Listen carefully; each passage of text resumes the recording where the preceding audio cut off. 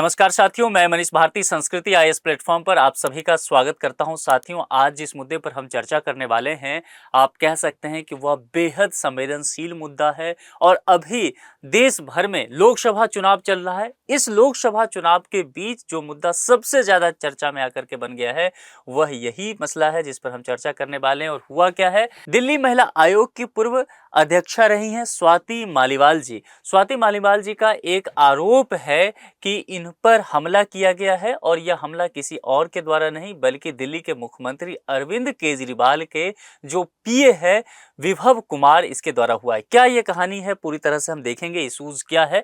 आप समझ लीजिए कि स्वाति मालीवाल जो अभी हैं वह राज्यसभा की सांसद हैं और आम आदमी पार्टी से ही हैं और पार्टी के द्वारा ही इस तरह की चीजें की गई है। पूरे मुद्दे को डिटेल्स हम देखते हैं। देखिए, अखबार की कटिंग पर अगर आप नजर दौड़ाएं तो आप हर जगह यही न्यूज देखेंगे। आज टीवी देखेंगे, आप ओपन करके बैठिए टीवी को, आप देखेंगे कि यही सब सारी चीजें आपको देखने को मिलेगा। Kejriwal personal secretary misbehaved with party MP Swati mall admits आप। आम आदमी पार्टी ने इस बात को स्वीकार भी कर लिया। अब देखिए, ये जो तस्वीर आपको दिख रहा है, सबसे पहले इस पर नजर दौड़ाते हैं। यहाँ कौन दिख रहा है? अन्ना हजारे, अरविंद केजरीवाल, मनीष सिसोदिया, यहाँ पर स्वाति मालीवाल दिख रही हैं। दिल्ली महिला आयोग की खुद ही अध्यक्षता रह चुकी हैं। ठीक है, अब इसको देखिए, बाबा रामदेव, यहाँ स्वाति मालीवाल जो हैं ये आम आदमी पार्टी के झंडे और रैलियों के साथ ये सब कर रहे हैं। अब मैं आपको ये तस्वीरें क्यों दिखा रहा हूं? आप कहेंगे ये अन्ना हजारे की तस्वीर क्यों दिखा रहे हैं? देखिए, मैं ये बताना चाह रहा हूं कि एक मूवमेंट हुआ था, यदि आपको याद हो, आप आज से तकरीबन एक दशक पीछे चलिए। मैं आपको आपकी यादों को एक दशक पीछे ले जाना चाहता हूं, तकरीबन 2012 के आसपास, 2011-12 के आसपास चलिए। उस वक्त पूरे देश में एक मूवमेंट हुआ था। उस मूवमेंट का नाम दिया गया था इंडिया अगेंस्ट करप्शन। भ्रष्टाचार के खिलाफ पूरे देश जो है वह एक तरह से कह सकते हैं सड़कों पर आ गया था। अन्ना हजारे दिल्ली के जंतर मंतर पे, रामलीला मैदान में, ये सब जगह जो था, इंडिया गेट पे, ये सब जगह उस वक्त प्रदर्शन हो रहा था। इसी प्रदर्शन में, इसी इंडिया अगेंस्ट करप्शन के मूवमेंट में अरविंद केजरीवाल के साथी रह चुकी हैं स्वाति मालीवाल जी। यानी कि बहुत पुराना साथ इन लोगों का रहा है। पार्टी की बहुत दिग्गज लीडर रही हैं और मैंने पहले ही कहा, दिल्ली महिला आयोग की खुद अध्यक्षा ये रह चुकी हैं और इसके अलावा अभी आम आदमी पार्टी से ही राज्यसभा सांसद भी रही हुई हैं और बहुत ही आप कह सकते हैं पढ़ी लिखी, समझदार और तेज तर्रार नेता और महिला ये मानी जाती हैं। और इनके साथ इस तरह की घटनाएं हुई है और वह भी कहीं और नहीं बल्कि वह घटना कहां हुआ है तो सीएम के आवास पर। दिल्ली के मुख्यमंत्री का ये आवास है और इसी आवास पर यह घटना हुआ है और वह भी किसी और व्यक्ति के साथ नहीं बल्कि दिल्ली के मुख्यमंत्री के जो पीए हैं, उनके पर्सनल असिस्टेंट हैं विभव कुमार, उसके द्वारा ही ये किया गया है। ये सारी चीजें जो है अब मुख्यमंत्री के संज्ञान में भी है, क्योंकि ये मसला जो है आम आदमी पार्टी ने खुद स्वीकार भी कर लिया। अब यहाँ पर थोड़ी सी इस स्टोरी को समझते हैं, ये इशूज हुआ क्या है। जितनी जानकारी अभी आई है, चूंकि एफआईआर अब दर्ज हो चुका है, 30 हजारी कोर्ट जो है, 30 हजारी कोर्ट में मजिस्ट्रेट के सामने बयान भी दर्ज करा चुकी हैं स्वाति मालीवाल जी और एम्स में उनका मेडिकल भी हो चुका है। अब जो मसला सामने जितना आया है, इतना समझिए कि यह घटना 13 मई का है। आप जानते हैं कि अरविंद केजरीवाल जो है अलग तरह की मुसीबत में पड़े हुए हैं, इनकी पूरी पार्टी पड़ी हुई है। लोकसभा चुनाव चल रहा है लेकिन इनकी मुसीबत जो है कम होने का नाम नहीं ले रही है। ठीक है, दिल्ली की जो नई शराब नीति थी, इसको लेकर के इसमें आरोप था कि करप्शन हुआ है। साउथ लॉबी से कुछ पैसे लेकर के उनके लिए नीति निर्माण किया गया है। इसके लिए इनकी पूरी पार्टी आप कह सकते हैं कि जेल में बंद थी।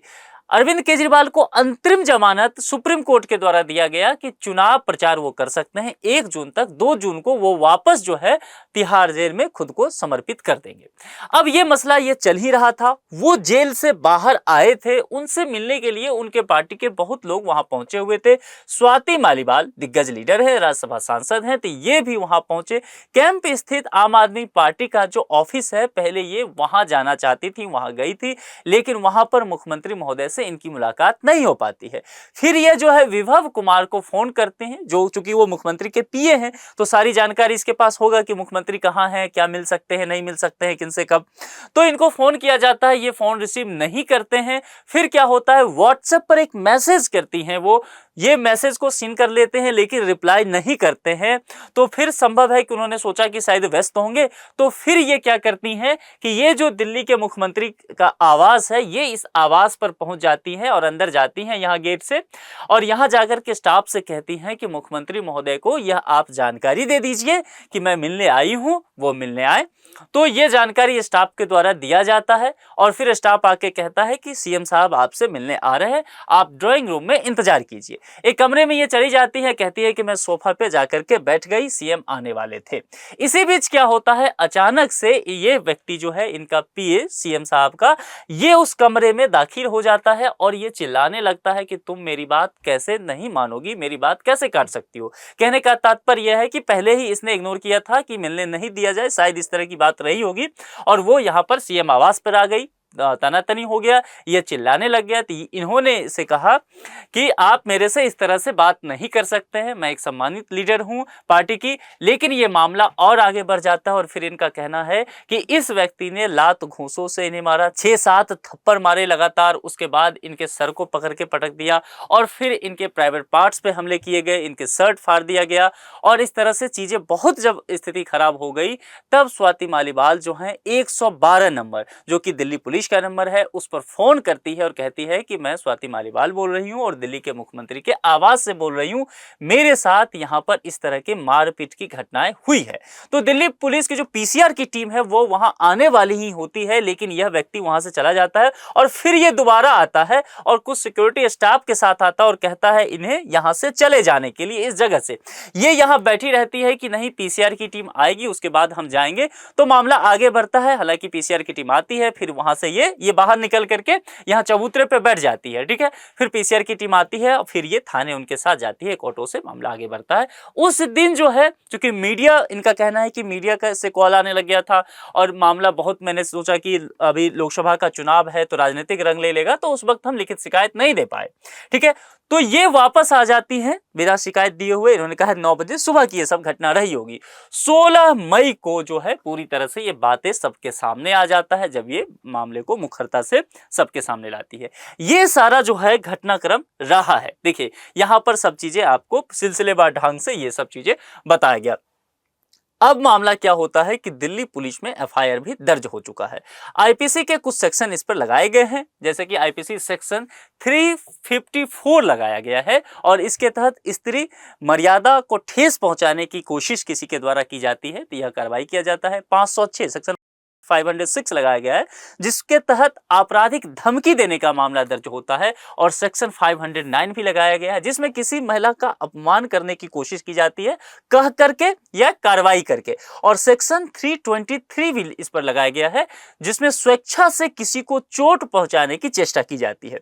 इसमें से 2 मामले ऐसे हैं जो कि गैर जमानती हैं, बाकी जमानती हैं। तो अब जो है दिल्ली पुलिस के पास ये मामला पहुंच चुका है। दिल्ली पुलिस जो है इस पर जांच कर रही है, 10 अलग अलग टीमें बनाई गई है और कोशिश की जा रही है कि ये जो विभव कुमार था, ये विभव कुमार जो है अब यहां से गायब है, क्योंकि कल ही दिल्ली के मुख्यमंत्री लखनऊ गए थे इंडिया अलायंस जो इन लोग का है उसकी रैली करने के लिए, और वहां जब ये लखनऊ गए तो यह व्यक्ति जो है मुख्यमंत्री के साथ था, ऐसा कहा गया।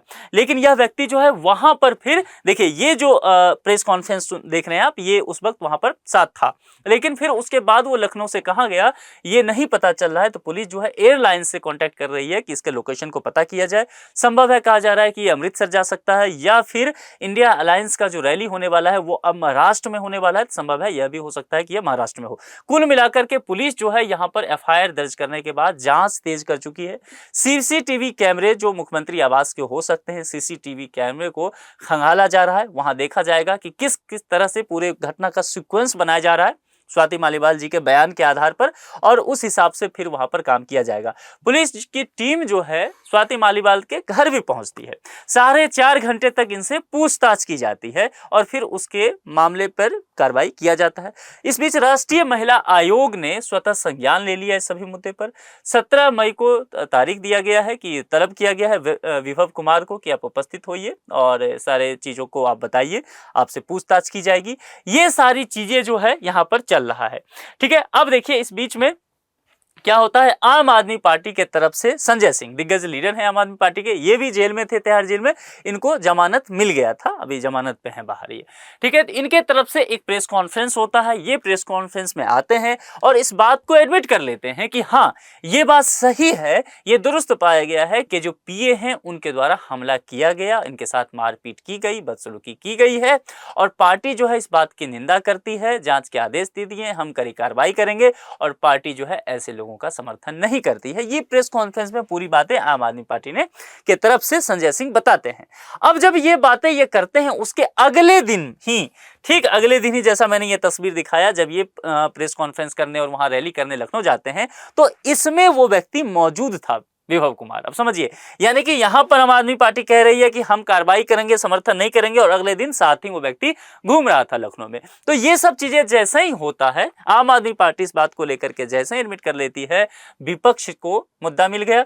लोकसभा का चुनाव तो चल ही रहा है, तो पहले से आम आदमी पार्टी मुसीबत में फंसी हुई है दिल्ली शराब नीति को लेकर के। यहाँ फिर से एक मुद्दा मिला और विपक्ष हमलावर हो जाता है। विपक्ष के द्वारा शाजिया इल्मी, पहले ये भी आम आदमी पार्टी की ही लीडर हुआ करती थी, इंडिया अगेंस्ट करप्शन में ये भी साथ थी, तो ये भी हमलावर होती हैं कि किस तरह से किया गया है। और इनकी पूर्व सहयोगी भी रह चुकी हैं स्वाति मालीवाल जी, तो इन्होंने भी कहा है। उसके अलावा हमारे देश के जो फाइनेंस मिनिस्टर हैं निर्मला सीतारमण जी, इन्होंने कहा है कि ये बहुत शर्मनाक चीजें हैं कि दिल्ली के मुख्यमंत्री अभी तक इस पर कोई बयान नहीं दिए हैं, माफी नहीं मांगे हैं, अभी तक किसी तरह की कार्रवाई नहीं हुई है, तो इस पर काम किया जाना चाहिए। इसके अलावा इंडिया अलायंस के जो सहयोगी दल हैं और कह सकते हैं कि मुख्य सहयोगी दल कांग्रेस पार्टी, उनकी वरिष्ठ लीडर हैं प्रियंका गांधी वाड्रा, इन्होंने कहा कि हम महिलाओं के साथ हैं और यदि किसी तरह का इस तरह का चीजें हुआ है तो इस पर कार्रवाई की जानी चाहिए। कुल मिलाकर के ये जो प्रेस कॉन्फ्रेंस देख रहे हैं, कल इस प्रेस कॉन्फ्रेंस में एक नाटकीय घटना देखने को मिला। अरविंद केजरीवाल जो है रणनीति को लेकर के, चुनाव में किस तरह से प्रदर्शन होगा, क्या हो रहा है, इन सब चीजों का जवाब दे रहे थे उत्तर प्रदेश के पूर्व मुख्यमंत्री अखिलेश यादव जी के साथ। लेकिन क्या होता है, मीडिया कर्मी के द्वारा इनसे एक प्रश्न किया जाता है स्वाति मालीवाल जी के मारपीट वाले मुद्दे को लेकर के। उसी बीच क्या करते हैं, ये माइक जो है, ये माइक एक खिसका करके इधर कर देते हैं, इनके तरफ कर देते हैं, ये माइक को खिसका करके। ठीक है, तो यानी कि उस मुद्दे से ये बचते हैं, जवाब नहीं देते रहते हैं। ये सब चीजें हो गया। कल इन्होंने, स्वाति मालीवाल जी ने एक्स पर कुछ बातें जाहिर किया है, कुछ बातें बताई है, वह बातें हम देखते हैं क्या इन्होंने कहा। देखिए, सबसे पहले एक्स पर इन्होंने जो तस्वीर लगा रखा है उसमें केजरीवाल का ही फोटो है, इनका अपना उसमें प्रोफाइल पिक नहीं है। ठीक है, क्या इन्होंने कहा है, मेरे साथ जो हुआ वो बहुत बुरा था, मेरे साथ हुई घटना पर मैंने पुलिस को अपना स्टेटमेंट दिया है, मुझे आशा है कि उचित कार्यवाही होगी। पिछले दिन मेरे लिए बहुत कठिन रहे हैं, जिन लोगों ने प्रार्थना की उनका धन्यवाद करती हूं, जिन लोगों ने कैरेक्टर असैसिनेशन करने की कोशिश की, ये बोला कि दूसरी पार्टी के इशारे पर इस तरह के काम कर रही है, भगवान उन्हें भी खुश रखे। और इन्होंने कहा कि देश में चुनाव चल रहा है, तो चुनाव से ज्यादा जरूरी, मतलब चुनावी मुद्दा है, देश के मुद्दे हैं, मैं मुद्दा जरूरी नहीं हूं। और इन्होंने विपक्षी पार्टी यानी कि अपने विपक्षी पार्टी बीजेपी वालों से ये कहा भी है कि आप इस मुद्दे को राजनीति ना करें। 16 मई 2024 को शाम के 8:29 पर ये एक्स प्लेटफॉर्म पर इनका संदेश आया था। देखिए, ये मामला जो है बहुत संगीन है।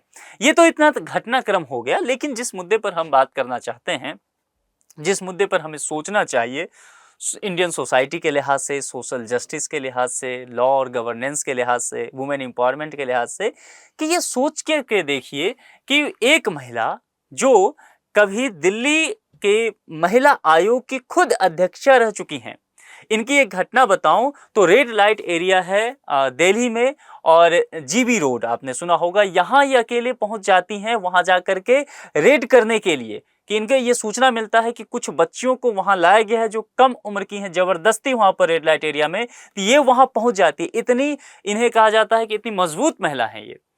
पार्टी की राज्यसभा सांसद ये हैं, मुखर महिला हैं, जब हैदराबाद में भी रेप हुआ था तब भी ये राजघाट पर अनशन पर बैठी हुई थी।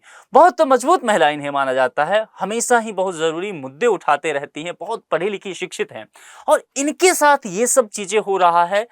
राज्यसभा की सांसद रहते हुए खुद अपनी पार्टी के द्वारा मुख्यमंत्री आवास पर मुख्यमंत्री के पीए के द्वारा ही। अब सोचिए इनके पास कितना रिसोर्सेज है, ये कितनी ताकतवर हैं, कितनी पढ़ी लिखी हैं, तब जाकर के इतनी ज्यादा जो है अपमानजनक बातें इनके साथ हुआ। यहां इस मुद्दे को छोड़िए, जरा दूसरी तरफ सोचिए। सोचना यह है कि देश की उन महिलाओं के पास जिनके पास संसाधन नहीं है, जो बहुत पढ़ी लिखी नहीं है, जो घर से बाहर नहीं जा रही हैं, वे किस तरह की प्रताड़ना के शिकार हो रही होंगी। इनका मुद्दा तो तुरंत पुलिस के पास चलिए पहुंच गया, पुलिस एक्शन भी ले ली, लेकिन बहुत सारी ऐसे महिलाएं हैं जिनका मुद्दा पुलिस तक पहुंच ही नहीं पाता है, एफआईआर दर्ज ही नहीं हो पाता, एफआईआर दर्ज हुआ तो उस पर कार्रवाई ही नहीं होती है।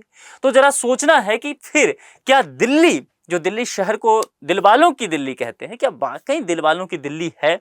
दिल्ली में की बात मैं इसीलिए कह रहा हूं कि दिल्ली में लगातार पिछले 1-2 दशकों से ये देखा गया है कि महिलाओं के प्रति जो हिंसा है, महिलाओं के प्रति दुर्व्यवहार है, वो लगातार बढ़ता जा रहा है, थमने का नाम नहीं ले रहा है। उस समय जब मैंने आपसे कहा था तो निर्भया हत्याकांड की चर्चा कीजिए, एक गैंगरेप हुआ था, उसके बाद हत्या कर दी गई थी निर्भया को लेकर के। यहां पर कुछ आंकड़े यहां पर आपको दिख रहे हैं। इन आंकड़ों में देखिए दिल्ली में क्राइम अगेंस्ट वुमेन का किस तरह से ग्राफ चढ़ रहा है। देखिए वारदात और 2021-2022 दोनों सालों की तुलना कीजिए, रेप की घटना जो है 833 दर्ज हुआ है।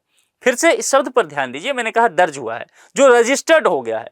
बहुत सारे ऐसे मामले हैं जो कि रजिस्टर हो ही नहीं पाता है, पुलिस तक पहुंच ही नहीं पाता है, या पुलिस तक पहुंचा तो पुलिस उस मामले पर कार्रवाई करती ही नहीं है। ठीक है, तो ऐसे मामले मान लेते हैं यही, तब भी 833 मामला है। ये देश की राजधानी का हाल है, जहां पर सिक्योरिटी बहुत टाइट माना जाता है, प्रशासन बहुत दुरुस्त है, यहां पर आप सोच सकते हैं तब ये हाल है। और 2022 में ये मामला कम होना चाहिए था, लेकिन सोचिए समय के साथ केवल 1 साल में ये मामला जो है बढ़कर 1204 महिला के साथ रेप किया गया 1 साल के अंतर्गत दिल्ली में। अपहरण की बात करें तो 3948 महिलाओं का अपहरण किया गया यहां पर, और 3909 महिला 2022 में अपहरित हुई हैं। दहेज हत्या 136, सोच सकते हैं दिल्ली पढ़े लिखे लोगों की जगह, मेट्रो सिटी, वहां पर दहेज के लिए सिर्फ प्रताड़ित नहीं करना बल्कि हत्या कर देना, ये आंकड़ा 136 पर है, और तकरीबन यही मामला बना हुआ है अगले साल भी 2022 में भी 129 पर।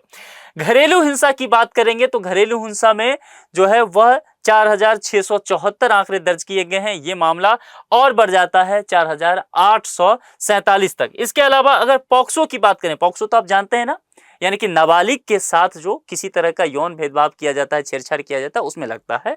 इसमें देखिए 1357 और यहाँ 1529 मामले दर्ज हुए हैं। तो ये बताता है कि किस तरह से दिल्ली में जो चीजें हैं वह लगातार जो है वह बद से बदतर होती जा रही है। दिल्ली महिला आयोग को मिली शिकायतों की अगर बात करें तो घरेलू हिंसा की शिकायत अगर देखेंगे तो यह 38,342 है। जरा सोच सकते हैं 38,342 ये आंकड़े हैं। इसके अलावा अगर आप यहां देखेंगे पड़ोसियों की झगड़े से शिकायत 9,516 कहा गया है। रेप और यौन उत्पीड़न की शिकायत देखेंगे तो 5,895। ये आंकड़ा फिर से ध्यान रखिए दिल्ली महिला आयोग के पास है, राष्ट्रीय महिला आयोग की बात नहीं कर रहा हूं, तो केवल दिल्ली महिला आयोग के पास इतना शिकायत पहुंचा है। इसके अलावा पॉक्सो मामले में देखेंगे तो 3,647 तक ये मामला पहुंच चुका है। किडनैपिंग की शिकायत देखेंगे तो 4,229 और भी कई तरह के आंकड़े आपको यहां पर देखने को मिल जाएगा। कुल मिलाकर के यही बातें आती है कि दिल्ली महिलाओं के लिए क्या सुरक्षित शहर नहीं है। और घटना अगर देखिए तो यहां पर 16 साल की लड़की की हत्या और जो भी लोग उसमें थे वो उसकी हत्या कर देते हैं। इस तरह की बहुत सारी घटनाएं अखबारों के कटिंग में आपको देखने को मिल जाएगा।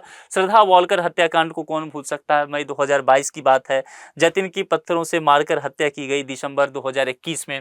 फिर उसके बाद आपको निक्की यादव हत्याकांड फरवरी 2023 का आपको ध्यान होगा। उसके बाद झंझावाल हत्याकांड जनवरी 2023 में हुआ था।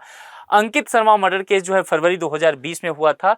और ये घटना जिसने पूरे देश को झकझोर करके रख दिया, निर्भया गैंगरेप और हत्याकांड दिसंबर 2000, ये लगभग वही समय है जब इंडिया अगेंस्ट करप्शन का मामला चल रहा था। उसी समय निर्भया हत्याकांड का मामला भी सामने आया था गैंगरेप के बाद।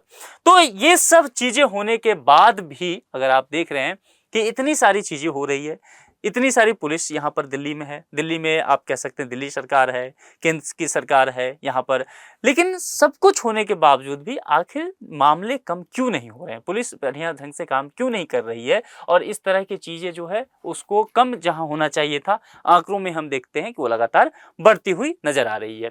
यहाँ पर देखिए सरकार ने क्या क्या प्रयास किए हैं महिलाओं के विरुद्ध या इस तरह की कोई भी हिंसा होता है तो उसको रोकने के लिए क्या प्रयास किए गए। 181 पर फोन मिलाए, न्याय के लिए आवाज उठाए। यहाँ पर छेड़छाड़, बलात्कार, घरेलू हिंसा, मानव तस्करी, दहेज, शोषण, इन सब चीजों के लिए दिल्ली महिला आयोग का ये नंबर है 181। इसे आपको दर्ज करना चाहिए। कोई भी आपके जानकार हो उन तक अगर आपको ये पहुंचाना हो तो दिल्ली महिला आयोग तक सीधा ये कॉल चला जाएगा। 112 ये दिल्ली पुलिस का नंबर है, महिला के अगेंस्ट अगर कुछ होता है तो इस पर कॉल किया जा सकता है। इसी नंबर पर स्वाति मालीवाल जी ने कॉल किया था, यह भी ध्यान रखना है। यहाँ पर देखिए बहुत सारे जो है कि आप कह सकते हैं कि डीटीसी के बस वगैरह होते हैं, वहाँ पर जो है सीसीटीवी कैमरा लगाया गया है। प्रमुख जगहों पर आपको बहुत सारे तरह के कैमरे नजर लग जाएंगे। यहाँ पर मार्शल तैनात किया गया है बसों में, चूंकि बस निर्भया हत्याकांड वाला मामला जो है बस में हुआ था, उसके बाद काफ़ी चर्चा में आ गया था। इसके अलावा स्ट्रीट लाइट लगाए गए हैं, तकरीबन 2 लाख के आसपास हैं। इन सभी चीज़ों के बावजूद भी घटनाएं कम होने का नाम नहीं ले रही है। इन सभी मुद्दों पर आप क्या सोचते हैं और आपको क्या लगता है कि आने वाले समय में क्या दिल्ली में महिलाओं के प्रति जो इस तरह की नफरत के भाव हैं दिल्ली वाले लोगों के मन में, जिस तरह से हिंसात्मक गतिविधि हो रहा है, या रेप की घटनाएं हो रही है, दहेज के प्रति घटनाएं हो रही है, ये कम होगा या ज़्यादा होगा? किस तरह से सरकार इन सब चीज़ों से निपटे? क्योंकि कई बार क्या होता है ना, शासन प्रशासन को चीज़ें समझ में नहीं आती है, लेकिन एक आम आदमी होता है, एक नागरिक होता है, उसके सुझाव बड़े कारगर हो जाते हैं। यदि आपके मन में कोई सुझाव लग रहा हो तो 2 मिनट लगेगा, कमेंट बॉक्स में जाइए, अपने सुझाव यहाँ लिखिए, हम तक पहुँचाइए। यहाँ पर एक प्रश्न है, निम्नलिखित में से स्वाति मालीवाल किस पद पर कार्यरत रही हैं, ये पूछा गया आपसे। दिल्ली की मुख्यमंत्री, दिल्ली की उपराज्यपाल, दिल्ली महिला आयोग अध्यक्ष रही हैं, या फिर राष्ट्रीय महिला आयोग अध्यक्ष रही हैं? जो भी जवाब आपको लगता है उसका चयन करके कमेंट बॉक्स में आप जरूर लिखिए। आप स्वाति मालीवाल जी के साथ जो घटना हुआ है, आपको क्या लगता है इसमें कितनी सच्चाई है, और सच्चाई है तो पुलिस को अब किस हिसाब से काम करना होगा, और अरविंद केजरीवाल साहब की क्या मुसीबत और बढ़ने वाली है? क्या इन सब चीज़ों का असर लोकसभा चुनाव जो चल रहा है उसके मुद्दों पर पड़ने वाला है? अपने विचार से हमें अवगत जरूर कराइए। इस लेक्चर में इतना ही रखते हैं, किसी दूसरे लेक्चर में किसी दूसरे मुद्दे के साथ आपसे मुलाकात होगी। अपना बेहद ख्याल रखिए। Thank you.